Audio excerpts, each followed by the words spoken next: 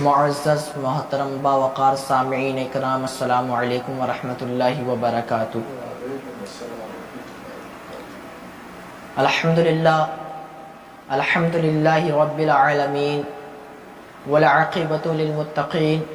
والصلاة والسلام علی سید المرسلین، اما بعد فاعوذ باللہ من الشیطان الرجیم، بسم اللہ الرحمن الرحیم۔ کل نفس ذائقۃ الموت، صدق اللہ العظیم، وبلغنا رسولہ النبی الامین المتین المبین الکریم،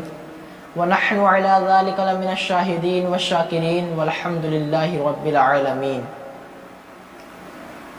رب اشرح لی صدری ویسر لی امری واحلل عقدۃ من لسانی یفقہوا قولی۔ چلے جب حضور سوئے فلک، بلغ العلا بی کمالہ، کوئی دیکھے رخ کی چمک دمک، کشفت دجا بی جمالہ، وہ ہیں بے مثال دری چشک، حسنت جمیع خصالہ، انہیں دیکھ لیں تو پڑھیں ملک۔ صلو علیہ وآلہ، درود پاک اللہم صلی علی سیدنا و مولانا محمد وعلی آلہ وسلم۔ میں نے قرآن مجید کے ایک بہت ہی مشہور و معروف آیت پڑھنے کا آپ کی بارگاہ میں شرف حاصل کیا۔ رب کی بارگاہ میں دعا ہے، اے کریم پروردگار عالم، مجھے اس کے مطابق حق کہنے کی اور آپ لوگوں کو حق سننے کی اور ہم سب کو اس کو عام کرنے کی اور اس پر عمل کرنے کی توفیق عطا فرمائے۔ آئیے باوقار سامعین اکرام، اس آیت مقدسہ کی روشنی میں میری گفتگو کچھ آگے بڑھے۔ اس سے پہلے اور ایک مرتبہ آقا نامدار، مدینے کے تاجدار، دونوں عالم کے مالک و مختار، ہم بے کسوں کے کس، ہم بے بسوں کے بس، لمبے لمبے ہاتھوں سے بھیک دینے والے، اندھیری قبر میں کام آنے والے، روز محشر کے دن میری اور آپ کی آب کوثر سے پیاس بجھانے والے، میری اور آپ کی شفاعت فرمانے والے، انشاءاللہ جنت الفردوس میں لے جانے والے، آقا نامدار، آقا نعمت حضور محمد مصطفیٰ صلی اللہ تعالی علیہ وآلہ وسلم کی بارگاہ بے کس پناہ میں درود و سلام کا نذرانہ پیش کریں۔ وہ پڑھیں عقیدت و محبت کے ساتھ بآواز بلند، اللہم صلی علی سیدنا و مولانا محمد وعلی آلہ وسلم۔ اعلی حضرت عظیم البرکت مجدد و دین و ملت الشاہ امام احمد رضا خان فاضل بریلوی علیہ الرحمہ نے ایک کورے کاغذ کو اٹھایا اور اس کے ایک سینے پر ان قیمتی الفاظ کے لیے اتار دیا۔ آپ ارشاد فرماتے ہیں کہ ان کی مہک نے دل کے گنچے کھلا دیے ہیں، کہ ان کی مہک نے دل کے گنچے کھلا دیے ہیں، جس راہ چل گئے ہیں کوچے بسا دیے ہیں۔ اور آپ نے ارشاد فرمایا، یہ میرا بہت ہی پسندیدہ شعر ہے۔ آپ ارشاد فرماتے ہیں کہ ایک دل ہمارا کیا ہے آزار اس کا کتنا، تم نے تو چلتے پھرتے مردے جلا دیے ہیں۔ اور آپ نے ارشاد فرمایا کہ اب تو تمہاری جانب آنے دو یا ڈبو دو، کہ اب تو تمہاری جانب آنے دو یا ڈبو دو، کشتی تمہیں پہ چھوڑی لنگر اٹھا دیے ہیں، کہ اللہ کیا جہنم اب بھی نہ سرد ہوگا، رو رو کے مصطفیٰ نے دریا بہا دیے ہیں۔ اور مقطع میں کسی نے آپ کی بارگاہ میں عرض کیا کہ ملک سخن کی شاہی تم کو رضا مسلم، کہ ملک سخن کی شاہی تم کو رضا مسلم، جس سمت آ گئے ہو سکے بٹھا دیے ہیں۔ تو آئیے، میں نے جس آیت کو پڑھنے کا شرف حاصل کیا اس کی روشنی میں کچھ گفتگو عرض کروں۔ اس سے پہلے ایک مرتبہ اور درود پاک کا نذرانہ پیش کریں۔ وہ پڑھیں عقیدت و محبت کے ساتھ، اللہم صلی علی سیدنا و مولانا محمد وعلی آلہ وسلم۔ درود پاک کی بے انتہا فضیلتیں ہیں، جس کا بیان مکمل بیان کرنا انسان کے لیے محال ہے، کیونکہ آقا نعمت صلی اللہ علیہ وسلم پر جو درود پاک پڑھا جاتا ہے اس کی بے شمار فضیلتیں اور حکمتیں ہیں، اور انسان اپنے ظرف کے مطابق حکمتیں بیان کر سکتا ہے۔ جس کا جو ظرف ہوا کرتا ہے اس کے مطابق وہ حکمتیں بیان کرتا ہے۔ تو حضور صلی اللہ علیہ وسلم پر درود پاک پڑھنے کی بے شمار حکمتیں اور فضیلتیں ہیں، لیکن میں اس کے چند گوشے آپ کی بارگاہ میں عرض کرتا ہوں۔ میرے اور آپ کے محبوب کے ایک صحابی جن کو دنیا حضرت ابو ہریرہ کے نام سے جانتی ہے، آپ ارشاد فرماتے ہیں کہ آقا دو جہاں صلی اللہ علیہ وسلم نے ارشاد فرمایا، اول الناس بیوم القیامت اکثرہم علی صلاۃ، کہ روز قیامت کہ سب سے زیادہ میرے قریب وہ شخص ہوگا جو سب سے زیادہ مجھ پر درود پڑھتا ہوگا۔ اور آقا دو جہاں صلی اللہ علیہ وسلم نے ارشاد فرمایا کہ اللہ ارشاد فرماتا ہے، اور یہ حدیث حضور صلی اللہ علیہ وسلم نے ارشاد فرماتے ہیں کہ جو شخص میرے اوپر ایک مرتبہ درود پاک پڑھتا ہے، یعنی ایک مرتبہ جو درود پاک اپنی زبان سے ادا کرتا ہے، اللہ تعالیٰ اس پر 10 رحمتیں نازل فرمایا کرتا ہے، اس کے 10 گناہوں کو مٹا دیا جاتا ہے، اس کے 10 درجات کو بلند فرما دیا جاتا ہے۔ یہ درود پاک کی فضیلتیں ہیں۔ اور میں آپ کی بارگاہ میں عرض کروں تو حضرت ابی بن کعب آپ کی بارگاہ میں عرض کرتے ہیں، اے آقائے نعمت، میں اپنے اوراد و وظائف میں سے کچھ وقت درود پاک کو دینا چاہتا ہوں، یعنی میں آپ پر درود پڑھنا چاہتا ہوں، تو میں کتنا درود پڑھوں؟ تو آپ کی بارگاہ میں وہ عرض کرتے ہیں، حضور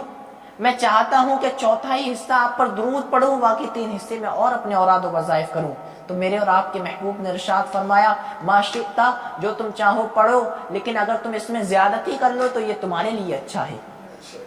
پھر آقا کی بارگاہ میں وہ عرض کرتے ہیں، حضور میں آدھا حصہ آپ پر درود پڑھوں گا، آدھا حصہ اپنے اور اوراد و وظائف کروں گا۔ تو آقا ارشاد فرماتے ہیں، ما شئتا، جو تم چاہو کرو، لیکن اگر اور زیادتی اس میں کر لو تو وہ تمہارے لیے اچھا ہے۔ حضرت ابی بن کعب عرض کرتے ہیں، حضور اب میں پورا وقت آپ پر درود پاک ہی پڑھوں گا۔ اور میرے حضور نے جب اس کلمات کو سنا تو آپ نے ارشاد فرمایا، اگر آپ ایسا کرتے ہو، اگر پورے وقت میں درود پاک ہی پڑھتے ہو، تو آقا دو جہاں صلی اللہ علیہ وسلم نے ارشاد فرمایا تو اللہ تعالیٰ تجھے دنیا و آخرت کی تمام خیروں سے نواز دے گا۔ یہ درود پاک کی فضیلتیں ہیں۔ تو آئیے میں اپنی جو آیت پڑھی ہے اس موضوع کی طرف آتا ہوں۔ میرے اور آپ کے رب نے ارشاد فرمایا قرآن مقدس میں، کل نفس ذائقۃ الموت، ہر نفس کو موت کا مزہ چکھنا ہے۔ یہ وہ آیت ہے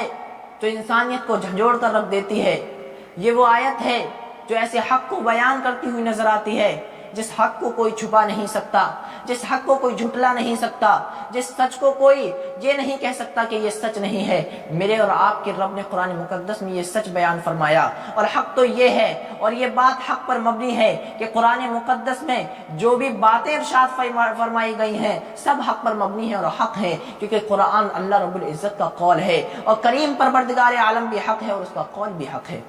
تو ایک مرتبہ درود پاک اور پڑھیں، اللہم صلی علی سیدنا و مولانا محمد وعلی آلہ وسلم۔ میرے کریم پروردگار عالم نے قرآن مقدس میں موت کا ذکر فرمایا۔ اب انسان سوچنے لگتا ہے کہ اے میرے رب، تو نے اس موت کو کیوں پیدا کیا؟ جب ہمیں موت ہی دینی تھی تو زندگی کیوں بنائی؟ تو میرا رب ارشاد فرماتا ہے، الذی خلق الموت والحیات لیبلوکم ایکم احسن عملا، کہ میں نے موت اور زندگی کو اس لیے پیدا کیا تاکہ میں تم لوگوں کو آزما سکوں۔ ذرا سوچنے کا مقام یہ ہے، میرے کریم رب نے ارشاد فرمایا موت اور زندگی کو اس لیے پیدا کیا گیا تاکہ تمہارا امتحان لیا جا سکے، تمہیں جانچا جا سکے، تمہیں پرکھا جا سکے۔ اور یہ موت اور زندگی اس لیے پیدا کی گئی تاکہ تم کو دیکھا جا سکے کہ تم میں سے کون رب کی بارگاہ میں اپنے سر و سجود ہوتا ہے اور کون رب کی بارگاہ کو چھوڑ کر دوسری بارگاہوں میں چلا جاتا ہے۔ میرے اور آپ کے رب نے ارشاد فرمایا، افحسبتم انما خلقناکم عبثا وانکم الینا لا ترجعون، کیا تم یہ گمان کرتے ہو کہ تم کو فضول میں پیدا کیا گیا ہے؟ نہیں نہیں، تمہیں اپنے رب کی طرف لوٹ کر آنا ہے۔ ذرا سوچنے کا مقام یہ ہے کہ کریم پروردگار عالم قرآن مقدس میں ارشاد فرما رہا ہے، کل نفس ذائقۃ الموت، ہر جاندار کو موت کا مزہ چکھنا ہے۔ اور پھر آگے یہ بھی ارشاد فرما رہا ہے کہ موت کو اس لیے پیدا کیا گیا ہے تاکہ تمہیں پرکھا جا سکے۔ اب یہ بات بالکل ظاہر ہو چکی، یہ بات ہمارے سامنے آ چکی کہ ہمیں زندگی کیوں عطا کی گئی، ہمیں یہ موت اور زندگی کے درمیان کے جو ایام ہیں وہ کیوں عطا کیے گئے۔ تو قرآن اس کا بھی جواب دیتا ہوا نظر آتا ہے، وما خلقت الجن والانس الا لیعبدون، تمہیں انسان اور جنات جو بھی پیدا کیے گئے ہو، تمہیں زندگی اور موت دی گئی ہے، تمہیں اس لیے پیدا کیا گیا تاکہ تم رب کی عبادت کرو، تمہیں فقط رب کی عبادت کے لیے پیدا کیا گیا ہے۔ اور یہ بات حق ہے، اس دنیا میں ہم چند لمحات کے لیے آئے ہیں، ان کے بعد ہمیں اس دنیا سے چلے جانا ہے، کیونکہ اس سے پہلے بھی ہم زندہ تھے، عالم اربع میں تھے، اس کے بعد ہم عالم دنیا میں ہیں، اس کے بعد عالم برزخ میں چلے جائیں گے۔ یہ موت تو صرف ایک میرے اللہ رب العزت نے اسی لیے تو ارشاد فرمایا کہ تمہیں موت کا ذائقہ چکھنا ہے، یہ صرف ایک لمحے کے لیے ہے، اس کے بعد ہمارے جہان کو تبدیل کر دیا جائے گا اور دوسری دنیا میں بھیج دیا جائے گا۔ لیکن جب قرآن مقدس کی آیات پر غور کیا جاتا ہے تو سوچنے پر انسان مجبور ہو جاتا ہے کہ قرآن وہ کتاب ہے جو حکمتوں سے لبریز ہے، قرآن وہ کتاب ہے جس کی ہر بات میں میں حکمت نظر آتی ہے، اس کی وجہ یہ ہے کیونکہ یہ قرآن مقدس کسی اور کا کلام نہیں، حکیم کا کلام ہے۔ وہ حکیم جو تمام حکمتوں والا ہے میرے رب کا کلام ہے، اور رب کی ہر بات میں حکمت ہوا کرتی ہے۔ لیکن موت سے انسان ڈرا کرتا ہے، موت جو ہوا کرتی ہے انسان کو خوف زدہ کر دیا کرتی ہے، لیکن پھر بھی اللہ رب العزت ارشاد فرماتا ہے، تو جب اللہ نے ارشاد فرما دیا تو لوگ یہ سوچتے ہوئے نظر آتے ہیں موت کی کیا حکمتیں ہیں، موت سے انسان کو کیا فائدہ ہوتا ہے۔ تو میرے عزیز قرآن مقدس کی جیسے ہر صورت سے انسان کو فائدہ ہے، اللہ نے الحمد شریف کو نازل فرمایا تو اس کی فضیلتوں کا بھی بیان کر دیا گیا۔ میرے حضور ارشاد فرماتے ہیں جو 7 مرتبہ الحمد شریف کو پڑھ کر اللہ کی بارگاہ میں دست دراز کرتا ہے اور اللہ کی بارگاہ میں سوال کرتا ہے تو اللہ تعالیٰ اس کو عطا فرما دیا کرتا ہے۔ میرے اور آپ کے حضور نے ارشاد فرمایا کہ جو عشاء کے بعد میں اپنے سونے سے پہلے سورہ واقعہ کی تلاوت کیا کرتا ہے اللہ تعالیٰ اس کو فاقے سے محفوظ فرما دیا کرتا ہے۔ جو سورہ ملک کی تلاوت کیا کرتا ہے قیامت کے دن یہ اس کی سفارش کرے گی، یعنی ہر سورت کی کوئی نہ کوئی فضیلت ہے تو اس کی بھی یہ کوئی نہ کوئی فضیلت ہوگی، یہ سورت نہ صحیح کوئی آیت ہی صحیح تو اس کی بھی کوئی نہ کوئی فضیلت ہوگی۔ تو میرے اور آپ کے حضور نے ارشاد فرمایا کہ کلو نفس ذائقۃ الموت، یہ وہ آیت ہے جس کی بے انتہا فضیلت ہے، اور اس کے بارے میں حضور ارشاد فرماتے ہیں یہ جو اس میں موت کا چرچا کیا گیا ہے، یہ جو بتایا گیا ہے کہ موت ہر انسان کو آنے والی ہے، تو ہر انسان کے لیے موت تو آئے گی لیکن مومنوں کے لیے تحفے کی شکل میں آئے گی۔ میرے حضور نے ارشاد فرمایا موت مومن کے لیے تحفہ ہے۔ ذرا سوچنے کا مقام یہ ہے کہ موت بھی بھلا کیسے تحفہ ہو سکتی ہے۔ تو میرے اور آپ کے جو مفسرین اکرام ہیں وہ ارشاد فرماتے ہیں اس آیت کی یہ حکمت ہے کہ انسان دنیا میں کتنی بھی عبادات کر لے، کتنی بھی ریاضات کر لے، وہ چیز نہیں پا سکتا جو موت کے بعد پاتا ہے۔ میرے اور آپ کے حضور نے ارشاد فرمایا، میں اس بات کو بھی عرض کرتا چلوں کہ جب انسان کی موت آیا کرتی ہے تو اس وقت بڑی تکالیف بھی ہوا کرتی ہیں۔ میرے اور آپ کے حضور ارشاد فرماتے ہیں کہ جب انسان کو موت آیا کرتی ہے تو اس کو اتنی تکلیف ہوا کرتی ہے جیسے کسی 1000 تلواروں کی ضرب اس کے جسم میں ایک ساتھ لگا دی جائے۔ ذرا سوچنے کا مقام یہ ہے۔ اور دوسری جگہ میرے اور آپ کے آقا ارشاد فرماتے ہیں کہ جب انسان کی موت آیا کرتی ہے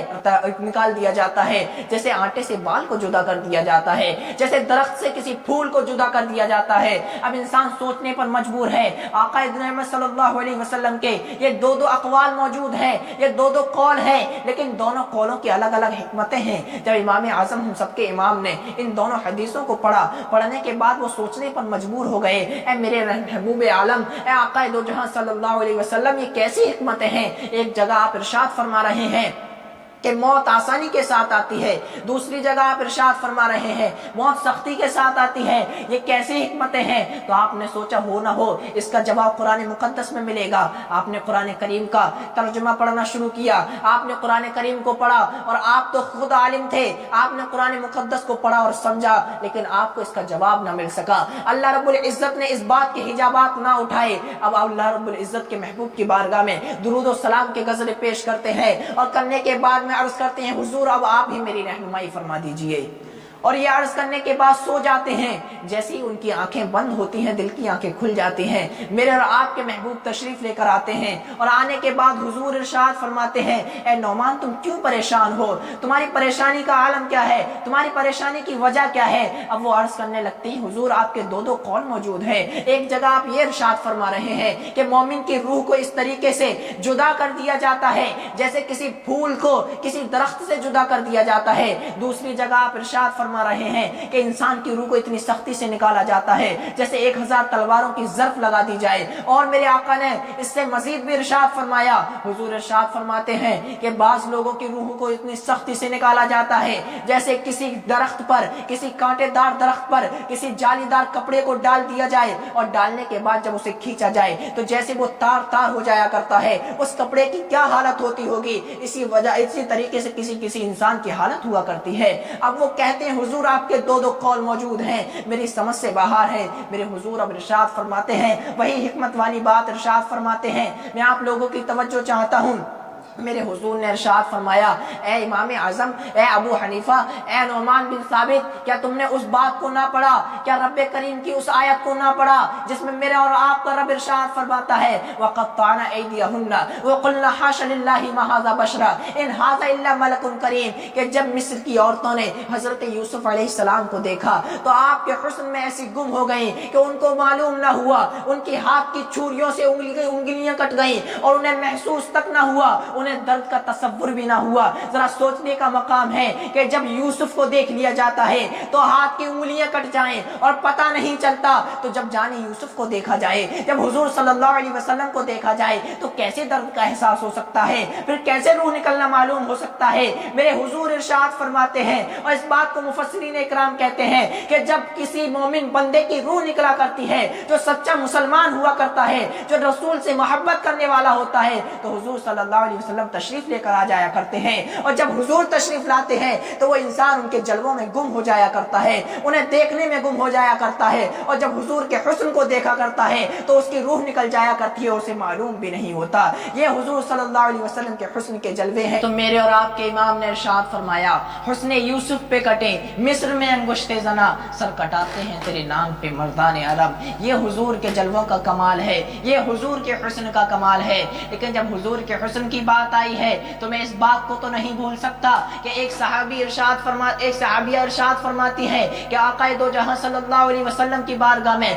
میرے والد مجھ کو بچپنے کی حالت میں حضور کی بارگاہ میں لے کر آئے، اور جب حضور کی بارگاہ میں آئی تو میں نے حضور صلی اللہ علیہ وسلم کے پیر کے انگوٹھے مبارک کو دیکھا۔ جب میں نے اس انگوٹھے کو دیکھا تو وہ اتنا حسین و جمیل تھا، آج میری عمر اتنی ہو گئی ہے لیکن اس انگوٹھے کا جمال میری آنکھوں سے نہیں جاتا۔ یہ میرے حضور کا حسن ہے۔ اور میرے حضور نے ارشاد فرمایا، اور حضرت عائشہ ارشاد فرماتی ہے کہ مصر کی عورتوں نے یوسف کو دیکھا تو اپنے ہاتھوں کی انگلیوں کو کاٹ لیا، کاش اگر میرے محبوب کو دیکھ لیتی، اگر میرے آقا کو دیکھ لیتی تو وہ اپنی گردنوں کو کاٹ لیتی، انہیں محسوس بھی نہ ہوتا۔ یہ حضور صلی اللہ علیہ وسلم کے حسن و جمال کا عالم ہے۔ لیکن جب بات میرے موضوع کی طرف اب میں لاتا ہوں، اب بات یہ ہے کہ حضور صلی اللہ علیہ وسلم کا جب دیدار ناز ہو جائے تو روح نکلتے ہوئے معلوم نہیں ہوتی ہے، اور جو حضور صلی اللہ علیہ وسلم کے دل دکھانے والے ہوتے ہیں، جو گناہگار ہوتے ہیں، اللہ تعالی ہم پر رحم فرمائے جو ہم جیسے گناہگار ہیں، اللہ تعالی اپنے حبیب کے صدقے معاف فرمائے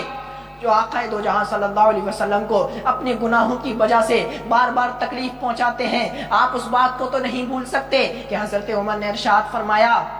کہ جب کوئی مومن بندہ گناہ چاہے چھوٹا ہو یا بڑا ہو، جب وہ کیا کرتا ہے تو اس کے گناہ کی وجہ سے حضور کے دل پر تکلیف ہوا کرتی ہے، میرے اور آپ کے آقا کے دل کو تکلیف ہوا کرتی ہے۔ آج ہم گناہوں کی وجہ سے حضور کے دل کو تکلیف دیتے ہیں، اللہ اپنے کرم سے ہم کو معاف فرما دے۔ لیکن بات عرض کر رہا ہوں، جب کسی گناہگار کی روح نکلتی ہے، اس شخص کی جو حضور صلی اللہ علیہ وسلم کے دل کو تکلیف دیا کرتا ہے، جب اس کی روح نکلتی ہے تو حضرت اسرائیل علیہ السلام جب تشریف لے کر آتے ہیں تو آنے کے بعد اس کی روح کو سختی سے نکالتے ہیں، کیونکہ اس نے حضور کا دل دکھایا ہے۔ اور جب حضور تشریف لے کر نہیں آتے تو ان کی سختی کی وجہ سے اس کو وہی تکلیف ہوا کرتی ہیں جو حضور نے ارشاد فرمائی۔ اس لیے آپ کی بارگاہ میں عرض ہے، اور اللہ مجھے بھی یہ توفیق عطا فرمائے کہ ہم سب کو نیک اعمال کرنے کی توفیق عطا فرمائے، حضور کی روح کو حضور کو خوش کرنے کی توفیق عطا فرمائے۔ اور میں آپ کی بارگاہ میں عرض کروں کہ جب انسان کی روح نکل جاتی ہے اور وہ اس دنیا سے جب کوچ کر جاتا ہے تو یہ سوچنے کی بات ہے کہ آج جو لوگ ہم سے محبت کا دعویٰ کیا کرتے ہیں، جو آج اس بات کو کیا کرتے ہیں کہ ہم آپ کے بغیر جی نہیں سکتے، آپ کے بغیر مر جائیں گے،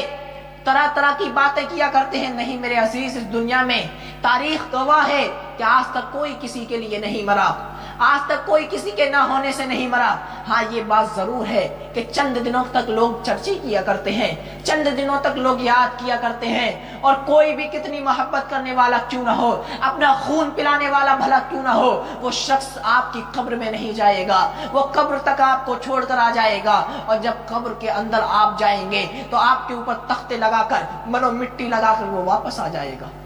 یہ اس دنیا کی محبت کی حقانیت ہے جو میں اور آپ آج بھول چکے ہیں، اور جو حقیقی محبت ہے، جو محبت ہمارے لیے حقیقتاً دی گئی ہے، ہم اس کو بھول چکے ہیں۔ ان فریبی محبتوں کے چکر میں نہیں میرے عزیز، تو وہی ہے جس کے بارے میں ایک عالم دین نے کہا تھا، یہ بات انہوں نے میرے لیے بتائی تھی، میں نے اس بات کو سنا تھا کہ وہ ارشاد فرماتے ہیں اے انسان تو وہ ہے جس کے لیے اللہ تعالیٰ چار چار قسمیں اٹھاتا ہے، والتین والزیتون وطور سینین وہذا البلد الامین لقد خلقنا الانسان فی احسن تقویم۔ جس انسان کے بارے میں چار چار قسمیں اللہ رب العزت اٹھائے، وہ صرف اس دنیا میں فریبی محبت کے لیے تو نہیں آیا، وہ فقط اس دنیا میں ان کاموں کے لیے تو نہیں آیا، نہیں تیری تخلیق کا ایک مقصد ہے، تو اللہ رب العزت کا اس کائنات میں آخری شاہکار ہے، تجھے اللہ رب العزت کی وحدانیت کا ڈنکا بجانا ہے۔ تیری جوانی اس لیے عطا نہیں کی گئی ہے تاکہ تو عیاشیاں کرے، تو حضور صلی اللہ علیہ وسلم کے دل کو دکھائے، نہیں میرے عزیز، تجھے یہ جوانی اس لیے عطا کی گئی تاکہ تو جوانی میں رب کی عبادت کر کے رب کو راضی کر لے، تجھے یہ جوانی اس لیے عطا کی گئی تاکہ تو حضور صلی اللہ علیہ وسلم کی اطاعت و فرمانبرداری کر کے آپ کو راضی کر لے، یہ جوانی اس لیے عطا کی گئی تاکہ تو اپنے والدین کی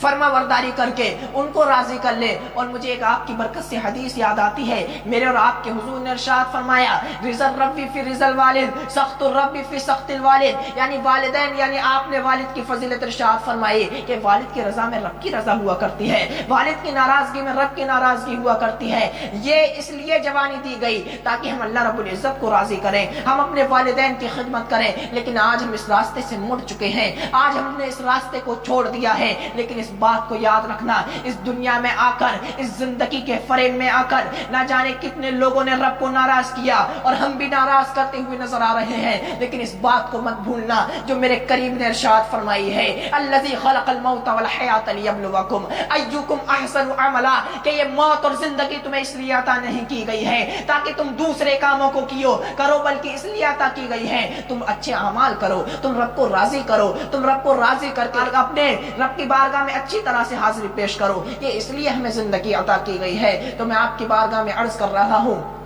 جب ہمارے لیے قبر میں اتار دیا جاتا ہے تو یہ کائنات کے لوگ ہمیں چھوڑ کر آ جاتے ہیں، ذرا سوچنے کا مقام ہے اس وقت میں مردہ کیا سوچتا ہوگا، یہ میرا وہی بیٹا ہے جس کے لیے میں نے خون پسینہ کر کے میں نے دولت کو جمع کیا تھا، آج یہ بھی مجھے چھوڑ کر جا رہا ہے۔ کسی عورت کا انتقال ہوتا ہوگا تو وہ یہ کہتی ہوئی نظر آتی ہوگی یہ میرا وہی شوہر ہے جو مجھ سے محبت کے دعوے کیا کرتا تھا، لیکن آج مجھے اس تنہائی میں چھوڑ کر جا رہا ہے۔ کوئی بیٹا جب اس دنیا سے جاتا ہوگا اور قبر کے اندر جب جاتا ہوگا تو وہ بھی یہی کہتا ہوا نظر آتا ہوگا ارے یہ تو میرا وہی والد ہے جو مجھے کبھی اکیلے تنہا نہیں چھوڑتا تھا، لیکن آج یہ مجھے کیسے تنہا چھوڑ کر جا رہا ہے۔ ذرا سوچنے کا مقام یہ ہے اس جگہ ہمارا کون حامی و مددگار ہوگا، اس جگہ کون ہمارا پرسان حال پوچھنے والا ہوگا۔ ذرا سوچنا کبھی اس تنہائی میں اس بات کے لیے اس جگہ کون آئے گا جو پوچھے گا کہ ہمارے حالات کیا ہیں۔ لیکن میرے اور آپ کے رب نے ارشاد فرمایا، میرے اور آپ کے رب کے محبوب ارشاد فرماتے ہیں کہ جب مردہ قبر کے اندر جاتا ہے تو نیلے نیلے دو فرشتے، نیلے نیلی آنکھوں والے دو فرشتے جن کو منکر اور نکیر کہا جاتا ہے، وہ دونوں قبر کو چیرتے ہوئے تشریف لاتے ہیں، اور لانے کے بعد میں مردے کو پکڑ کر اٹھاتے ہیں، اٹھانے کے بعد فوراً پوچھتے ہیں من ربو کا، تیرا رب کون ہے۔ ذرا سوچنے کا مقام یہ ہے کیا تنہائی میں مجھ سے اور آپ سے کوئی آ کر کوئی ڈراؤنی شکل والا سوال کر لے تو ہم جوابات نہیں دے سکتے، لیکن اس جگہ ہمارا کیا حال ہوگا۔ تو میرے حضور ارشاد فرماتے ہیں دنیا میں اگر اس نے رب کے آگے اپنے سر کو جھکایا ہوگا تو وہ پکار اٹھے گا ربی اللہ، میرا رب تو اللہ ہے۔ پھر دوسرا سوال کیا جائے گا ما دینوں کا، بتا تیرا دین کیا ہے۔ اس وقت میں جو رسول اللہ صلی اللہ علیہ وسلم کے اسلام کو مضبوطی سے پکڑنے والا ہوگا وہ کہتا ہوا نظر آئے گا دینی الاسلام، میرا دین اسلام ہے۔ لیکن اب بات یہاں پر یہ حکمت کی ہے، میرے ذہن میں یہ نقطہ آیا کہ ان دونوں سوالوں کو کر لیا جاتا لیکن حضور کو دکھانے کی ضرورت کیا ہے۔ تو اس کی وجہ یہ ہے حضور کو اس لیے دکھایا گیا میرا رب جانتا ہے کہ میرا بندہ بہت کمزور ہے، یہ بہت نازک ہے، اگر یہ فرشتوں کو دیکھے گا اور وہاں کسی کو نہیں دیکھے گا ان کے علاوہ تو یہ ڈر جائے گا، یہ جوابات نہیں دے سکے گا۔ ہاں اللہ رب العزت چاہے تو دے سکتا ہے، لیکن یہ نقطہ میرے ذہن میں آیا اس لیے میں عرض کر رہا ہوں، ہو سکتا ہے حضور صلی اللہ علیہ وسلم کو اسی وجہ سے حجابات کو اٹھا دیا جاتا ہو، یا حضور قبر میں اسی وجہ سے تشریف لاتے ہو تاکہ میرا امتی بے چین نہ ہو جائے، میرا امتی بے قرار نہ ہو جائے۔ ذرا سوچنا جو نبی جس کی مرضی کا ہم کبھی خیال نہیں کرتے وہ ہماری قبر میں تشریف لا کر ہمارا پرسان حال پوچھتا ہے۔ جب میرے آقا کونین سرور کائنات قبر میں تشریف لاتے ہیں اور لانے کے بعد میں جب آپ کے جلوے دکھا دیے جاتے ہیں تو فرشتے پوچھتے ہیں ما کنت تقول فی حق ھذا الرجل، یہ جو تیرے سامنے مرد کھڑا ہے اس کے بارے میں تو کیا کہتا تھا؟ اب اس جگہ پر اگر کوئی اپنے جیسا کہنے والا ہوگا تو وہ پکار اٹھے گا تو میں دنیا میں اپنے جیسا کہتا تھا۔ کوئی اپنا بڑا بھائی سمجھنے والا ہوگا تو وہ پکار اٹھے گا میں تو ان کو اپنا بڑا بھائی کہتا تھا۔ لیکن کوئی اعلیٰ حضرت کا عاشق ہوگا، کوئی سنی صحیح العقیدہ ہوگا تو وہ کہہ اٹھے گا ارے میں تو مالک ہی کہوں گا کہ ہے مالک کے حبیب، محبوب و محب میں نہیں میرا تیرا، ارے یہ تو وہ ہے جن کے لیے میں مر کر ان کے دیدار کے لیے پہنچا ہوں۔ وہ پکار اٹھے گا یہ میرے آقا دو جہاں صلی اللہ علیہ وسلم ہے۔ یہ قبر کے منظر ہیں، لیکن جب قبر میں وہ صحیح سوالات کے صحیح جوابات دیتا ہے تو اس کے لیے اللہ کی طرف سے حکم آتا ہے کہ اس پر جنت کی نعمتوں کو نازل کر دیا جائے، جنت کی کھڑکیوں کو کھول دیا جائے اور اسے آرام سے سلا دیا جائے۔ لیکن اسی وقت کوئی ان سوالات کے جوابات نہیں دے پاتا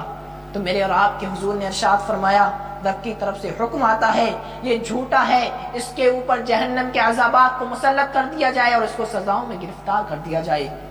لیکن جو بھی صحیح، لیکن جب قیامت کے دن قبروں سے اٹھایا جائے گا اور قبروں سے اٹھانے کے بعد جب کسی گناہگار کے لیے اللہ رب العزت کی طرف سے حکم ہوگا کہ اس نے اپنی زندگی میں بڑے گناہ کیے ہیں، اس کے لیے جہنم کے عذاب میں مسلط کر دیا جائے، اس کو جہنم کی طرف لے جایا جائے، تو کسی گناہگار کے لیے یہاں پر حضور صلی اللہ علیہ وسلم کی شفقت و مہربانی دیکھنا۔ آج ہم حضور کی رضا کا خیال نہیں رکھتے ہیں، لیکن قیامت کے دن حضور ہماری رضا کا کیسے خیال رکھیں گے؟ ذرا سوچنا، جب قیامت کے دن یہی بندہ جب اٹھے گا جو گناہوں میں لت پت ہوگا اور اس کی گناہوں کے سبب سے اس کو جہنم میں بھیج دیا جائے گا، میرے حضور ارشاد فرماتے ہیں وہ اپنی جھکی جھکی آنکھوں سے جہنم کی طرف جا رہا ہوگا، فرشتے اس کو لے کر جا رہے ہوں گے، اس کے ہاتھوں میں جہنم کی کڑیاں پڑی ہوئی ہوں گی، جہنم کی زنجیر اس کے ہاتھوں میں ہوگی۔ میرے حضور ارشاد فرماتے ہیں وہ اپنی نگاہوں کو جھکاتا ہوا جہنم کی جانب چلا جا رہا ہوگا، لیکن اس کو ایک آس ہوگی، وہ بار بار پیچھے مڑ کر دیکھے گا، اور اسی آس میں وہ بار بار جب پیچھے مڑ کر دیکھے گا تو فرشتے پوچھیں گے تو کس کو دیکھ رہا ہے؟ کون تیرا حامی و مددگار ہے؟ ارے جو تیرا حامی و مددگار ہوتا اس کو تو نے کبھی خوش نہ کیا، اس کو تو نے کبھی اس کی مرضی کا کام نہ کیا، آج تو کس کو دیکھ رہا ہے؟ وہ کچھ نہیں کہے گا، وہ صرف اور صرف ان کے باتوں کو اپنے غور سے سنے گا اور چلتا جائے گا۔ لیکن پھر پیچھے سے آواز آئے گی اے فرشتوں رکو رکو، ذرا اس کو کہاں لے کر جا رہے ہو؟ پھر حضور صلی اللہ علیہ وسلم ارشاد فرماتے ہیں کہ جب وہ میری طرف دیکھے گا تو وہ خوش ہو جائے گا، لیکن اس کی ہمت یہ نہ ہوگی کہ میری بارگاہ میں عرض کر سکے حضور میری شفاعت کر دیجیے گا، حضور میری سفارش کر دیجیے گا، حضور میرے لیے بخشش کی دعا کر دیجیے گا، رب کی بارگاہ میں عرض کر دیجیے گا۔ وہ یہ نہ کہہ سکے گا کیونکہ اس نے گناہ بہت کیے ہوں گے، لیکن جب وہ میری جانب دیکھے گا، میں اس کی طرف دیکھوں گا تو میری آنکھوں کا یہ معجزہ ہوگا کہ اس کے ہاتھوں کی زنجیر ٹوٹ کر زمین پر گر جائے گی، اور جیسے اس کی زنجیر گرے گی میں رب کی بارگاہ میں عرض کروں گا مولا اس کا دوبارہ حساب کیا جائے۔ پھر اللہ رب العزت کے فرشتے دوبارہ اس بندے کو لے کر میزان عمل پر آئیں گے، آنے کے بعد دوبارہ سے اس کا حساب ہوگا۔ جب دوبارہ حساب کیا جا رہا ہوگا پھر اس کے گناہ زیادہ ہو جائیں گے۔ اب میرے اور آپ کے محبوب اپنی جیب سے ایک رکا نکالیں گے، ایک کاغذ نکالیں گے، اور نکالنے کے بعد اس کو نیکی والے پلے میں رکھ دیں گے۔ ذرا سوچنے کا مقام یہ ہے کہ ایک رکے میں ایک کاغذ میں کتنا وزن ہوا کرتا ہے، لیکن میرے حضور ارشاد فرماتے ہیں جیسے ہی اس رکے کو نیکیوں کے پلے میں رکھوں گا اس کی نیکیاں زیادہ ہو جائیں گی، جیسے ہی نیکیاں زیادہ ہوں گی رب کی طرف سے حکم آ جائے گا اس کو جنت میں بھیج دیا جائے۔ اب فرشتے عرض کریں گے مولا یہ جنت میں کیسے جانے لگا؟ ابھی تک اس کے گناہ زیادہ تھے، اب نیکیاں کیسے زیادہ ہو گئی؟ میرے حضور ارشاد فرمائیں گے اس نے محبت سے ایک مرتبہ مجھ پر درود پڑھا تھا، میری غیرت کو یہ گوارا نہیں کہ جو شخص میرے اوپر درود پڑھے میں اس کو جہنم میں جانے دوں، میں اس کو جہنم کی طرف بھیج دوں، نہیں نہیں، یہ اس کا بدلہ ہے جو میں دیتا ہوا نظر آ رہا ہوں۔ ذرا سوچنے کا مقام یہ ہے قیامت کے دن بھی حضور صلی اللہ علیہ وسلم ہماری سفارش فرمائیں گے، ہماری شفاعت کریں گے۔ اس لیے آپ کی بارگاہ میں عرض یہ ہے اپنی جوانیوں کو پاک رکھو، اللہ رب العزت کی اطاعت کرو، نبی کونین سرور کائنات کی اطاعت کرو۔ رب کی بارگاہ میں دعا ہے میرے کریم پروردگار عالم میرے کہنے میں آپ کے سننے میں جو بھی قصداً ناصن صاحباً غلطی اغلاط ہوں تو اسے حضور صلی اللہ علیہ وسلم کے صدقے معاف فرمائے، مجھے اور آپ کہنے اور سننے سے زیادہ عمل کرنے کی توفیق عطا فرمائے۔ ایک مرتبہ کلمہ کلمہ طیبہ پڑھ لیجئے گا، لا الہ الا اللہ محمد رسول اللہ صلی اللہ علیہ وسلم وما